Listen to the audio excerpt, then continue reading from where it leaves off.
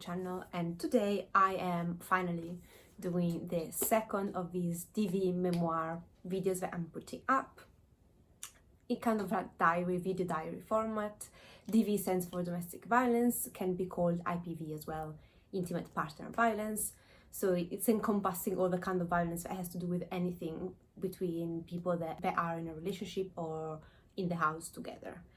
And for this month, it was supposed to come out in January. I did read this book in January, however I was very busy by the end of the month and didn't have a chance to put this up. But this is the book I've read for the January DV memoir diary thing that I'm doing, which is Plain Dead by Monique Faison Ross. All these are memoirs, so all are non-fiction, of course, and all are usually by the author recounting their experience of domestic violence. Now, in order for me to kind of delve into the topics of this one, I need to kind of spoil what happens. I don't consider this really a spoiler. I mean that in the synopsis you know exactly what this woman went through and what she's talking about in this book. However, if you want to read this without any spoilers or without hearing me get into all the details, I'd say just you can check out my wrap-up and you'll get just a synopsis without basically any spoilers and just a couple of sentences of what I thought about this. But here I'm going to discuss details. So this is Monique's story. She starts by telling us who her father was, which is this kind of famous San Diego football player. So she tells us about her childhood very briefly, and then she gets to where she's in high school and she meets this boy, and she calls him Chris throughout all the book. It's of course not his real name. I call him Chris as well. So she meets Chris in high school, I believe, or first year of college. No, I believe high school. And they have this kind of intense romance. They never really get along well. However, she becomes pregnant, I believe, when she's 18, 17. And she basically decides to get married to Chris, even if they don't really get along well, because now she's pregnant. She doesn't want to get to have her child born out of wedlock. So with the family, they agree that it's a good thing that they get married, and Chris finds a job in the Navy, so with the military. And it's a train wreck after that. So basically, throughout this story, you get a bunch of years where she has 3 children with Chris. And then there is a part where she decides to divorce Chris and starts seeing another man. And Chris, although at the beginning says, I'm okay with you, getting a divorce, and especially because things were really rough between them two. When she actually then go ahead and move in another flat and she meets this other man, thing escalates pretty quickly. Chris starts stalking her at any time of the day and night, and in the end, after a few months of these, he basically attacks her in the morning when she's taking the children to school in the parking lot of a block of flats where she was living. He punches her, throws her in the car with the kids present, so the kids just flee to a neighbor house. And he rapes her and repeatedly, and then he uses a spade to kill her, or so he thought. So he leaves her dead in the woods, and by some miracle this woman survives, manages to get help, and then she's picked up from the ambulance. She gets to the hospital. The police goes on a chase of Chris. Chris gets shot, survives the shooting, and he ends up being sent to prison for, in the beginning was 30 years, and then I think he ends up doing 20 years in total instead of 30. And now I think Chris is out, whether he's in the world, and the author has moved, and now she's married to a woman, and she's basically, just in 2017 this was published, so she's finally put up this, I think when it was already released. I think it was released in 2014. So this happened at the end of the 80s. If I'm not mistaken. I'm really bad with dates, but I think this happened, all this accident or him leaving her for dead, it happens at the end of the 80s. He spent his time in prison, just 20 years, not 30, and now he's out. And it's very descriptive, this story, so she goes into details. She goes in kind of out of details, especially when he's attacking her by the end, so it is a very hard read. And to a certain degree, it's also very frustrating because you can see how the system failed her. She tells clearly that she doesn't blame the police for not doing more, and that she knows they've done what they can. And I have to say that this happened, I believe, in the 97, not 80s, I think in the 90s. And I get that this happened when there was no so much legislations about DV, and it wasn't so talked about. However, I do not agree that police didn't let her down. Like, this man was crazy. The stalking was really intense. Like, he would spend literally he would just go around their house every 45 minutes. He would hide under bushes. She follow her around when she was with her boyfriend. He destroyed the boyfriend car. He confronted the boyfriend on the workplace. This man is clearly out of control and something must be done. So I don't understand why nothing more was done. I do believe that the police, even back then, kind of failed her, because no one, if a stranger would do that, probably would end up being imprisoned. I guess, I hope so, even in the 90s. And now there were all the signs that this was gonna happen. And moving forward, for me then to get into a bit more details about these, I want to preface that I do not rate these books. I don't think it's my place to rate them. On an emotional level, I would probably give them all 5 stars, because I do honestly admire these women for having the courage to put this out and to say, this is my story, this is what happened to me. It takes a lot of courage, and they're really brave for doing so. So I think it would be hands down a 5 stars. But I still don't think like giving a star rating to any of this book feels right. So it doesn't feel right, so I don't do it. I want to also say that I want to kind of discuss a little bit the topics of what happens in here. And if sometimes I sound a little bit judgmental, I don't want to offend anybody, and I don't want to take anything away from this author, who, again, I want to praise for doing this and for putting this up. But I see sometimes me kind of saying this could have been done differently, or me judging some of her choices potentially, not as necessarily a critic of her, because this is done. It was 20 years ago, 30 years ago now, so there's no point. But in me kind of saying, by judging her, is if someone is in this situation or is getting this situation, is more about a warning, if you want. So it's not done to take away anything from the author, but I think I need to be objective and say this was a wrong choice, or this was not done as it should have been done. And I know that inside it's easy to do so, but it's also kind of my role being here and say, I think this is what went wrong. And I think that's why, if you're in that situation or you get in that situation, you might act differently. And that's why I'm doing it.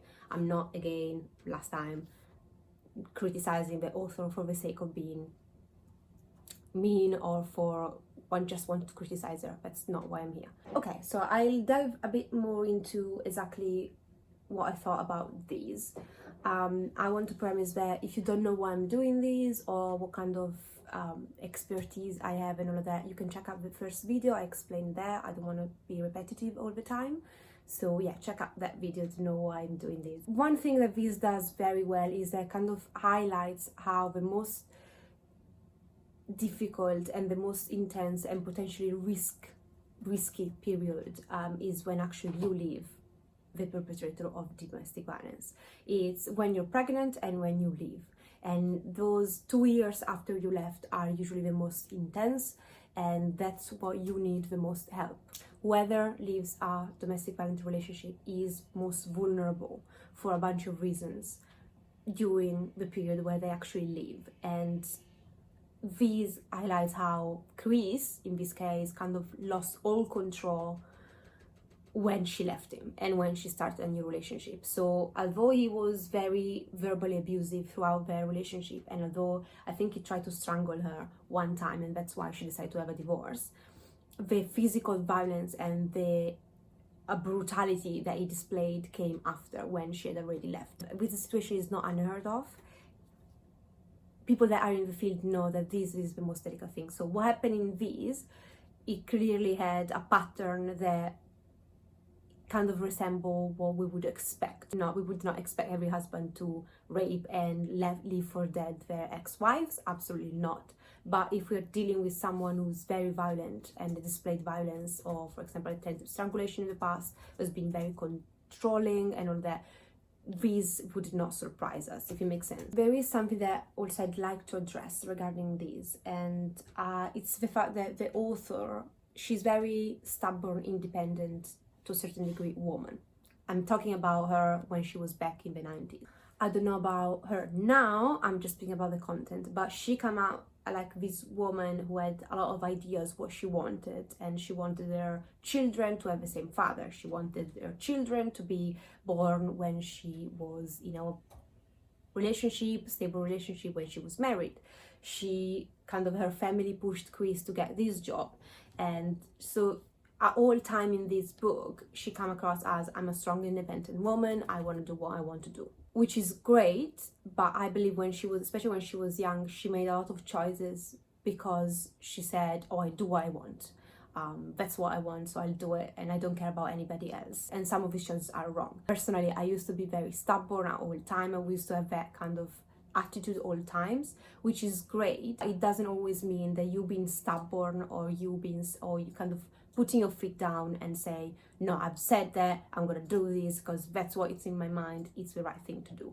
So be stubborn or be self-confident doesn't mean that you always do the smart choice. And I learned this through professional experience, personal experience, and that sometimes the smartest lion is the one who can wear sheep clothes. And sometimes when you're a sheep, in order to survive, you have to act as a lion. Round of applause. I just made this up, but I'll explain what I mean, and I'll use this book as an example. So when she's with Chris, Monique is with Chris, throughout their relationship, she sometimes humiliates him. And it's really easy to humiliate him because he's a piece of shit from the beginning. He is, I'm sorry, but that's what he is. And I don't want to delve into why he might have become this way. That's a whole new topic. But regardless of the motives and justification he might have, he's been acting wrong since day one. However, what she does is that because she feels like she's really, I don't know, it came out like she was really strong and putting her feet down and just say, you know, I don't take shit by anybody. She was a lot of the times humiliating him. And take this word of advice by someone who studies criminals. Humiliating somebody is never a good idea. It's never a good idea to humiliate your colleague, your friend, or anybody, even as a joke. But it's a very fucking bad idea, and I'm sorry, but I have to swear here, to humiliate someone who is violent and who does not have control over his impulses. A man that beats his wife, a man who's verbally abusive toward you, he will not take well with you humiliating him. That doesn't mean that what you are saying to him is not true. It's probably 100% true.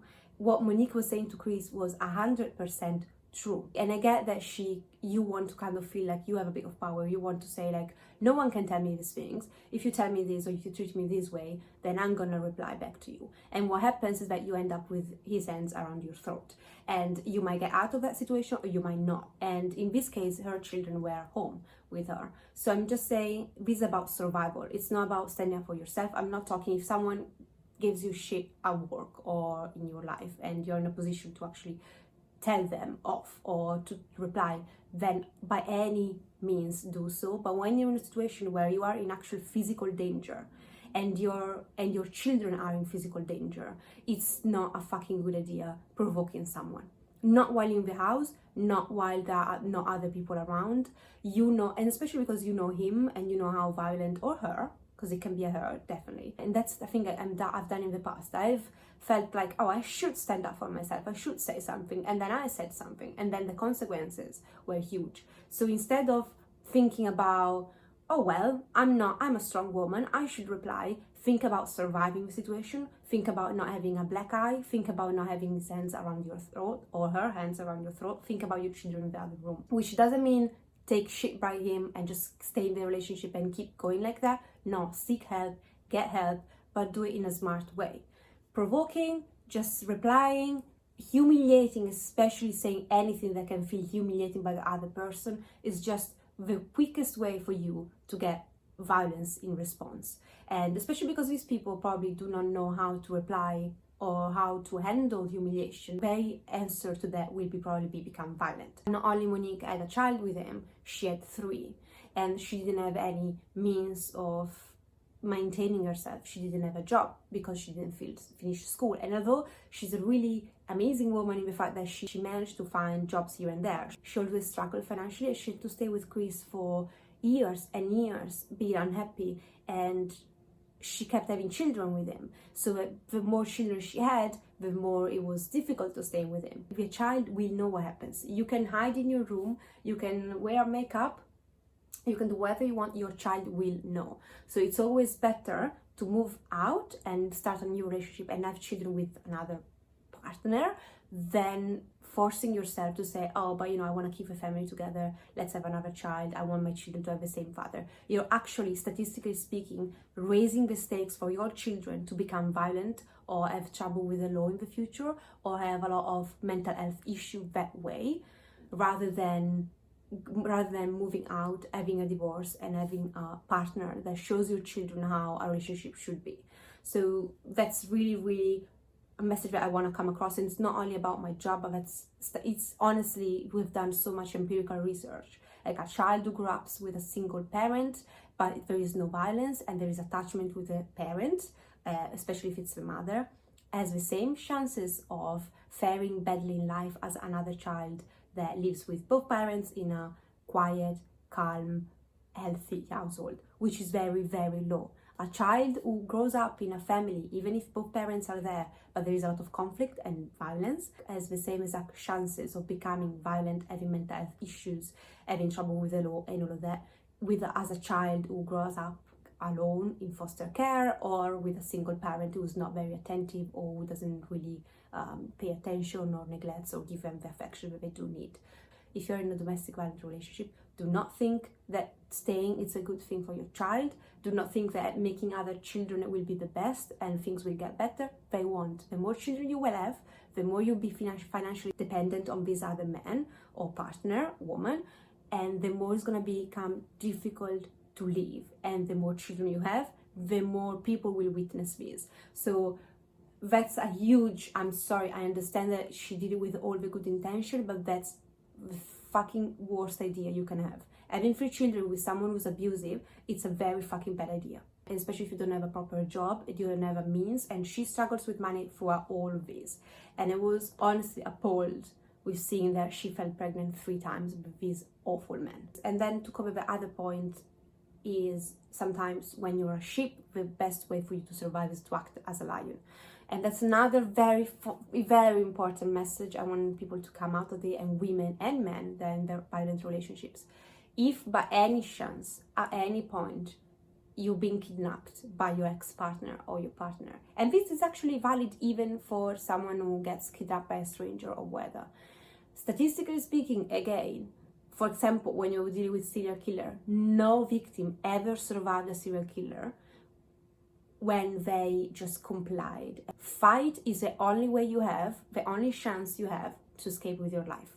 So again, it doesn't mean that if you fight back, you leave. I'll be really honest, it doesn't. But you got more chances by fighting back than just complying and doing what he or she wants you to do, because you're dead anyway.